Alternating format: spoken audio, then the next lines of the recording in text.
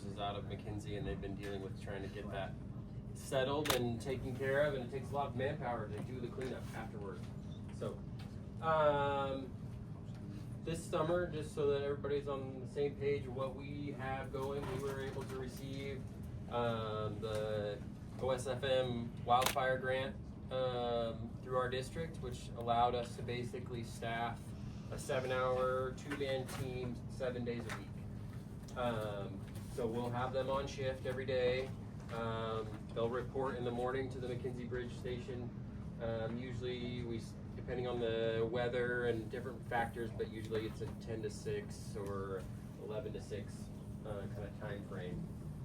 Goal is to be in that heat of the moment so that we can have the fastest response as possible. Right now, they'll be bouncing back and forth from Blue River, so depending on the needs, and they'll be working at stations and working with different people on different projects, but basically be response ready and have their brush rig with them at all times is really the goal, because that's the way we're going to stop really anything that we can get to. We're going to be able to stop the fastest with that team. On top of that, we're sitting right now at 12 to 15 volunteers, and I would say a lot of them are pretty active. I'm pretty lucky to say that we have one of the best volunteer groups in Lane County. There's a lot of districts as you get closer to town that don't have volunteers. On the structure fire we had last night, 3 of our volunteers went down for it, Upper McKinsey, and there was only 4 volunteers at McKinsey that came up compared to their paid staff. So on the McKinsey side, they have 3 full-time firefighters on duty in Levern, 24 hours a day, 7 days a week. And then during the week, they have an additional 2 on staff Monday through Fridays to help with call volumes during the week.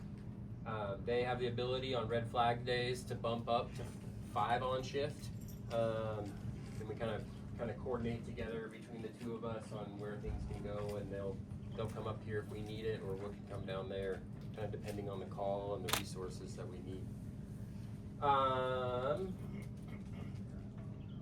That's kind of the major stuff. We have the right equipment, we have the right tools. We're definitely a part of the community and understand and are watching the cameras at Death Ball when the notices come out, and coordinating with the Forest Service when we have incidents. Last year when we had the large lightning strike, we were going out and putting out hot spots for them while they were taking other fires. So we want to be a part of the community. We're going all the way up to Clear Lake right now, just because anything that starts up there has potential to move somewhere else. So we're just trying to be everywhere we can and serve the best we can. So, can you address her question on the neighbors' yards and what can be done? Sure. So neighbors' yards, there's a couple different grant programs with ODF that we can work through, but the problem is the neighbor has to do it, right? So the neighbor has to sign up for it, has to get approval for it, but ODF has some of these funds to do that kind of property mitigation. In McKinsey, in the lower McKinsey, they do have grant funding for Firewise, where they're working on between 300 and 400 homes down there that they're going to try to do. Most of them won't be done this summer, but they will be done over the fall. So just working on those processes and keeping those different crews going, but it is under contract to move forward with it. Right. A neighbor of mine checked into a grant that we thought would help him reduce some of that fuel on his property. He owns 3 acres, and he understood that the help would be only for the immediate area around his residence. So is there anything to help with that acreage? Because that's where it's hard for him to get to. Sure. I believe ODF's programs cover the full acreage. Firewise program is really the first 100 feet around your house as your most potential, and really that's going to be the part that makes or breaks it. If it has ladder fuels right next to your house, it has the potential. And as you guys know from the Holiday Farm fire, sometimes we can't be there. You know, we gotta be making sure people are evacuating and those types of things, as our highest priority, and sometimes your house is gonna have to defend itself. We'll try to be there, we'll call as many resources as we can. The whole county will start coming as soon as I call it, but it takes time. You know, we'll bring sisters, we'll bring Sweet Home, all those places, but it takes a little bit of time to get there. So we want the first line of defense is how you protect your property, how you treat it, how do you clear around it so that it gives us that, 10, 30 minutes. It's a long time and it helps us a lot. So those types of things. Excuse me, did you say there was a grant through ODF? Yes. And how do we find that, or what information can you give me? I would have you contact ODF. They have a grant funding pool that their fuel management team works on, and you have to sign up through their portal. I don't have that exact portal. So Yeah, it is website- online, you can pull up and then, Go to the website with the Yeah. grants or something? ODF fire treatment is where I believe that I saw it. Thank you. Questions on our responses and things that you guys are concerned about for this summer, or things that we think we should do differently? Is somebody gonna talk about the forecast conditions? It's not me. The forecast conditions, I don't. Somebody on the list for that, or there was, but they're not here. okay. So anything you can address in that regard, what you. Yeah, I think the forecast is the way I see it. Is it gonna be dry? Absolutely. Is it gonna be abnormally dry? Is there a chance? Sure. Did we just see 94 degrees in the middle of June?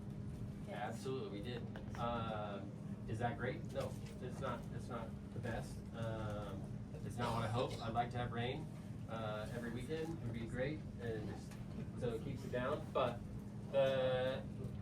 our outlook is that we have the right resources here and the right people. No matter what the season does, or how dry it gets, or how hot it gets, we have the people here to make sure that we have the first line of defense covered, and we have extra resources coming right afterwards. So. Questions? Yeah. Hopefully you can hear me. Yeah. Is there anything that you could do around your property when there's a fire, like the holiday farm fire, the crown? Absolutely. I mean, there's a couple different things that you can do. If you have time, obviously, some of these incidents take some time to develop. And we put you on these evacuation orders, right? There's level 1, level 2, and level 3. If you're on a level 1, my suggestion to you is that take that time to prep your house.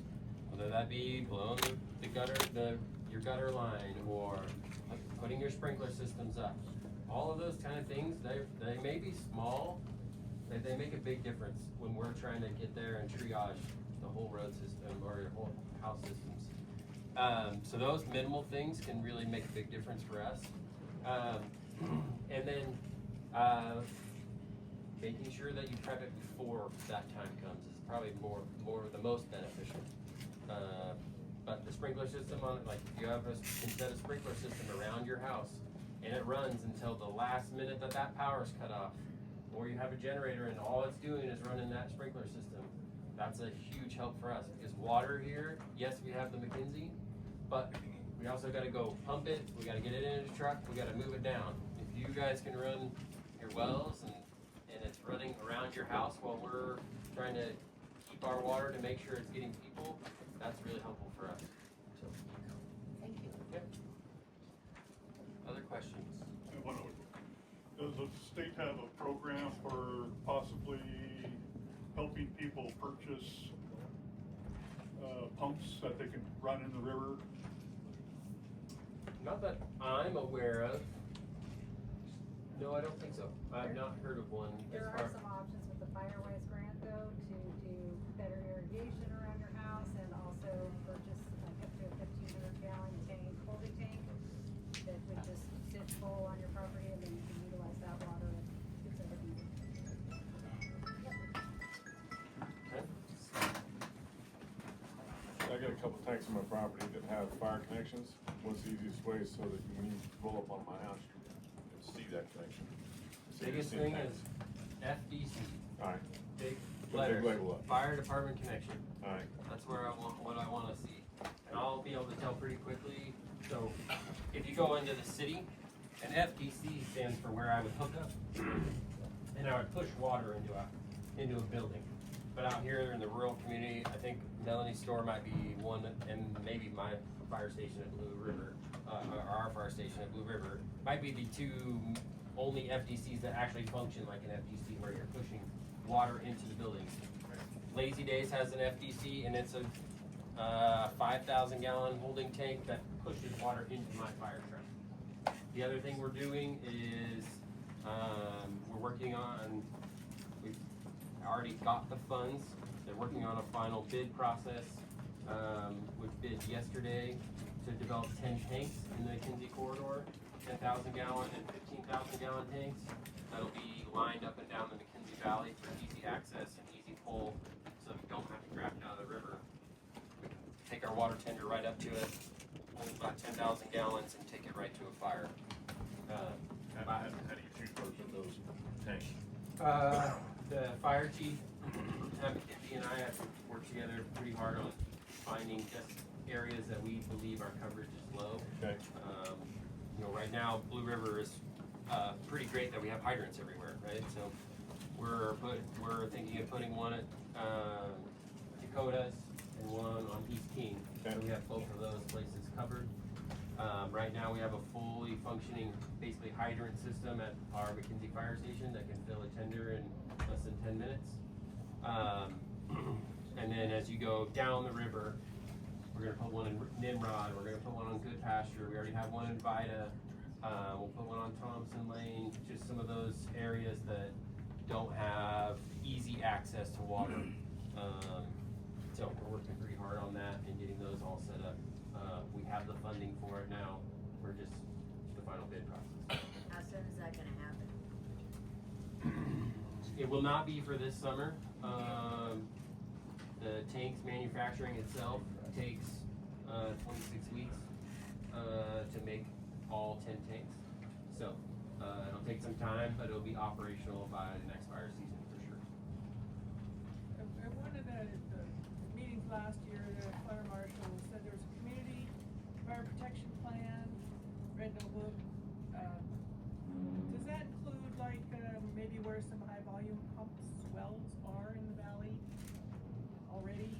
In the protection plan, yeah. Yeah, so we have it in our plan of where all those are at. I don't have everybody's personal. Like if people have ones in their river, at their house next to the river, I don't have that total details. And I don't have those on my maps, but at least I have. Would that be helpful? I don't think it would hurt, and it's easy to put in my map book for my team to see as they're driving around. The problem that you run into is that I don't wanna rely on it. At the end of the day, if we get into a spot where we're needing to draft somewhere, I don't want, hey, this one's showing good on our map, and we get there and it's not good. Well, I just wasted 10 minutes, and in fire, 10 minutes goes a long ways. So So what is fire department can do anything with property right next to you?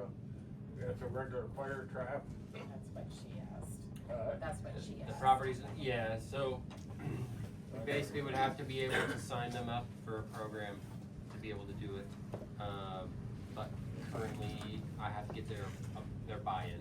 I can't just go on their property and get it. It's not private, well, it's not privately.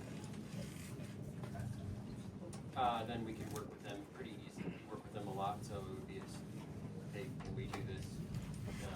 Just need to know more about it. Okay. What other questions? Yeah, go ahead. Quick one, should we have to evacuate, where? Unfortunately, it's not a simple question. And the main reason is where the fire is, right? Yeah. That's the hardest part, and that was the hardest part about Holiday, is that, you know, we had the fire start in one location, but then it cut us off in another location while we were going, where we thought we were getting out. And in those unpredictable events, the hard part is you can tell somebody something, but in 10 minutes it may change, and I don't have a way to tell them that. Yeah. Because cell phone service is gone. I may have radios, but that's pretty much about it. So I would say, if as a general rule, is that if we are having a fire downriver from Kinsey Bridge, and Over there, go that way. yep, you're going up. You're going up, and we'll do our best to make sure we have people there, making sure you're not going into the fire. But that's a problem, and it will always be. But we are lucky enough that we have roads that lead us to other places. We're not trapped in a one road in, one road out. We have the 19 road. We have the 15 road. Are they great? Are they going to lead us to the promised land? No, but they will get us somewhere very quickly to if we get trapped. So. You got a question over there? Yeah, go ahead. What if you have like a walkie-talkie or a citizens band radio or something like that, or I don't know if these emergency radios are anything, you know, Yep. but if you have anything like that, is there a particular channel that you might be broadcasting such Where's information? Sarah? Sarah, Dave. I'm gonna put you right with Sarah. Sarah? She's the one that can, yes, we have lots of options, and we have a lot of groups up here that are working together on making sure that we have communication. The Forest Service, myself, Lane County Sheriffs, we have our towers on our ridges that we're allowed for communicating through, but ham radios and GMRS are all working together. Go ahead. GMRS? She'll line you out. General Mobile Radio Service. Yeah, General Mobile Radio Service. It's basically just a handheld, and it's got a certain frequency. And we have them up and down the valley, and we have people every Thursday. Those groups are talking to each other and coordinating, but it's one of another way to be able to effectively communicate when we don't have cell service or we don't have internet. So, what other question? Go ahead, Ken. Yeah, do you have any concerns with public fireworks displays like here or at Belknap? Have you had conversations? Yeah, so it's a good question. I've had a lot of thought and a lot of process on that, and I did give the authorization to have fireworks here this summer on July 4th. Yeah, July 4th is the date here, and it'll be right behind us. They're going to continue to irrigate this driving range until after July 4th. My thought is we always have illegal fireworks. I can't stop them. No matter the police aren't coming, there's no patrol that's going to come out here and stop illegal fireworks, in my opinion. But what I can do is provide a safe place for people to come watch them. And if I can prevent 5 illegal fireworks from going off, then I may prevent a fire. So, in my opinion, that was my decision to allow the approval to go forward with having fireworks allowed here. We're going to staff it with an engine. ODF will be here with us. Justina Resources is going to provide 2 engines as well. It's going to be irrigated, but it's all right here in this pocket of grass, basically. Yes, there's trees, but we're not going to do it when there's major wind events, anything like that. But I think it gives the opportunity for people who like to see it, because I do, and I know lots of others enjoy that. And I wanted to give a space that allowed people to do that, and hopefully they wouldn't do it somewhere else. Because what I don't want to do is I don't want it at Blue River Dam, or I don't want it down in Nimrod, or I don't want it up higher where we're in this smaller grass and I don't have the resources to move that quickly, when I can tell you most July 4ths, every department has a fire. And so they will not come help you if you have a lot. But that's the decision I made, and worked with Justina and I worked with Tokuchi to make that final determination after they asked me a few months ago. So, good question. During level 2, is it your team that's going door to door saying, hey, you're go to team thing, or is that somebody else? Because I got a follow-up question based on that. So, good question. Technically, it is under the Lane County Sheriff's jurisdiction Okay. to do notifications. However, most of their volunteers come from town. Okay. They are able to send patrol deputies up code 3, and that which means lights and sirens, and start helping us. But at the end of the day, we'll be the first ones going door to door, saying where we're at. When we had the fires this summer over at close to Belknap Hot Springs, we're the ones going door to door, making sure people are out, or making sure letting them know, hey, this is what level we're at. You need to be ready. I don't know when I can come back. So my real question on that is, besides keeping my gutters clean and getting the things that are leaning against the house off, what can I do so that when you roll up to my house, you're just in and out, so I'm not eating a bunch of labor in my house? Yeah, so really that's some of the main things. When we're in prep mode, we have a fire coming down, we're coming in, we're checking who's at the house, who's there, are they elderly, or do they have a wheelchair where I need to get them out quickly? But the next thing we're checking is, okay, where can an ember land and start something? Yeah. Because we may be a half mile down the road and an ember comes in and starts, so cleaning the gutters, they'll roll down the roof, right into the gutter tray, and they'll start right away. Just, firewood piles right along the right side of the house. I don't care if firewood piles 50 feet that way. That doesn't bother me as a problem, but Yeah. it's not as big of a problem if it's right here and then it starts your house on fire. So those types of things are super helpful for us, so that we can come in, we triage it, we make sure it's all blown, we don't have anything against it. Now we're ready, we know what the house looks like, so then as that fire comes in different directions, we can make a plan and protect it. So, Okay.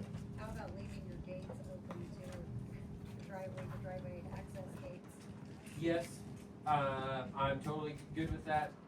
It's a cautionary because unfortunately we do have people that take advantage of that. But it would be nice if you do it. We have the tools to make it open if we need to.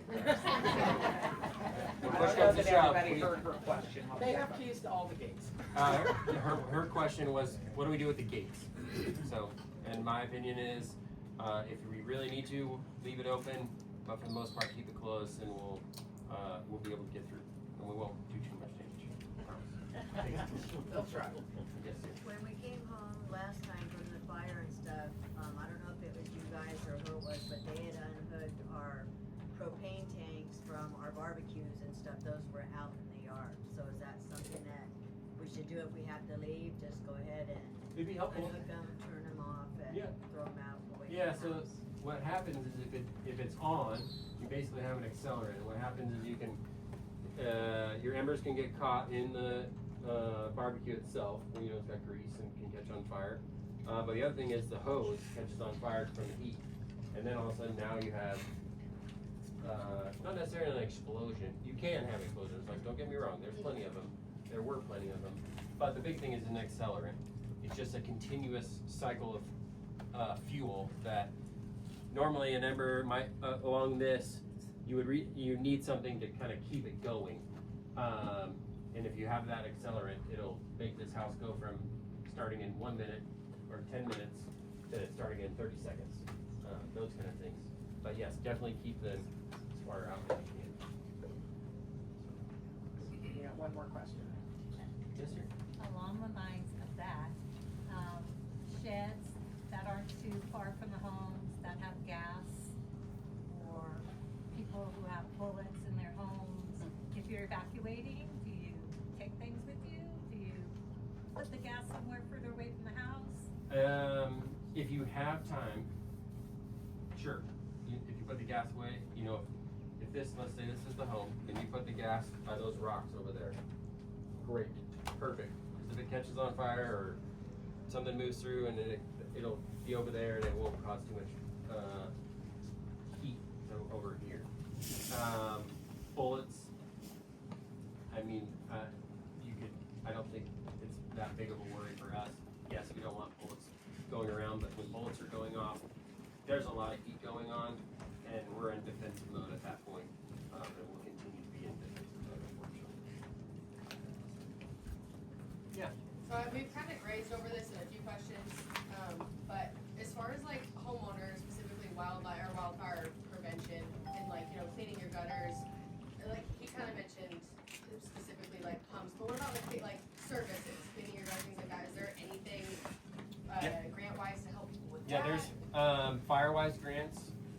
Jamie might help me, but basically there's Firewise grant programs. OSFM also does inspections on people's houses and can tell you the things that need done. Okay. They offer some credits for those, to get those things done. Those are the two mechanisms that I know of that are currently working in our area, to make those things happen. And Oregon Department of Forestry is the only grant that's still going, Lake County's is closed, so. Okay. What other questions? I like the questions. Good one. So during the holiday farm fire, we never got notification. Has that system gotten better? We're gonna address that, she's here. Okay. Perfect. I believe so. The big Okay. thing is remembering to make sure you're signed up for the alerts and putting where you're at Yeah. as your home base. 911 put me on hold. I don't have time for that. Yep. The tanks that you are having fabricated, they're the same size as what's at McKenzie Bible Fellowship and like down at the Waltonville School. Yep, exact same size. There will be two that are bigger, and we're probably gonna put one of those on Good Pasture, because Good Pasture has really no good draft sites right now. And I can't remember where Darren thought he was gonna put the next one. I think it's on Deerhorn, but those are the two that I know that they're gonna put 15,000, or that 30,000 gallon tanks instead of 15,000. So. Hey Joel. Yeah. Can you talk more about firewise in your house? We've talked a lot about the landscape, but like Wildfire Prepared is a website you can also go to. It's a nationwide group, nonprofit, that is doing evaluations and testing of houses and homes and how to make them, more fire resistant. Of course, nothing's 100%, but how we can kind of lessen our risk as homeowners are retrofitting or rebuilding a new house. Some of the kind of standard. Yeah, so a couple of standards that I know off the top of my head, but some of them you can keep looking up, are grates and basically vent screens, making sure that the embers can't go through your vents into your crawl spaces or your attic spaces. The type of material you have, cedar siding is definitely not firewise. And definitely the hardest to defend. And then metal roofing, some of those options are all different ways to firewise your home, more than just doing landscape and keeping things away from it. So, yeah. Just one of the comments, of people that have long driveways that are built in with brush on the side, they need to be 10 feet wide and 10 feet high, clear. Yep. Or the trucks aren't gonna go in. They go usually with what they call red rock or green rock. If your property is not defensible, they throw red rock out and that's it. So keep your places opened up. Yeah, I would say, our fire trucks are big. They're not small, they carry a lot of water. And the number one thing that we're checking when we go into a long driveway is, can we get out and are we gonna be trapped back there if the fire comes? And I don't want my firefighters trapped back there. But if you have a nice, clean, open fuel break along your driveway, it's really easy for my guys to get in and out if they need to.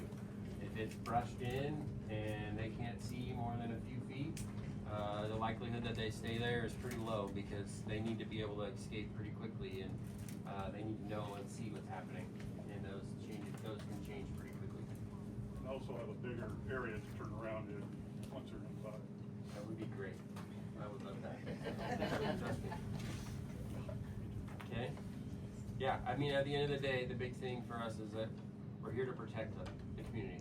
That's what we're here for. That's why we do it. That's why I'm here. Why all our volunteers is that at the end of the day, we're here to protect this.